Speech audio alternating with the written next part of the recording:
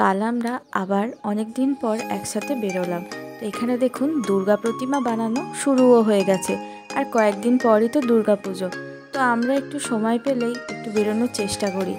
আর এই দেখুন এখানে চাঁদ মামাও আমাদের সঙ্গে সঙ্গে যাচ্ছে, আর চাঁদের আলো গঙ্গার জলের উপর পড়ে কেমন সুন্দর লাগছে বলুন। আমরা কোথায় এসেছি বলুন তো, জানলে অবশ্যই আমাকে কমেন্ট করে জানাবেন। তো আমাদের এই জায়গাটা খুব প্রিয়। আমি যখন বিয়ের পর প্রথম জায়গাটায় এসেছিলাম তো খুব আমার ভালো লেগেছিল। আচ্ছা আমি বলেই দিই, এটা হচ্ছে চন্দননগর স্ট্যান্ড ঘাট। আমরা সময় পেলে প্রায়ই চলে আসি।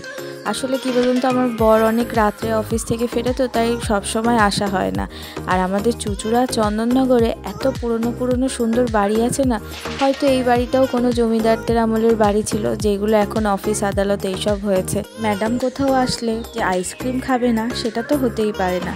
তো একটা আইসক্রিম নিয়েছে, আর তখন প্রায় রাত 10টা মতো বাজে। তো আমরা বাড়িও ফিরে যাচ্ছিলাম, আমাদের ঘোরা হয়ে গেছিলো। আর বাড়ি ফেরার সময় ভাবলাম আপনাদের এই জায়গাটা একটু দেখাই।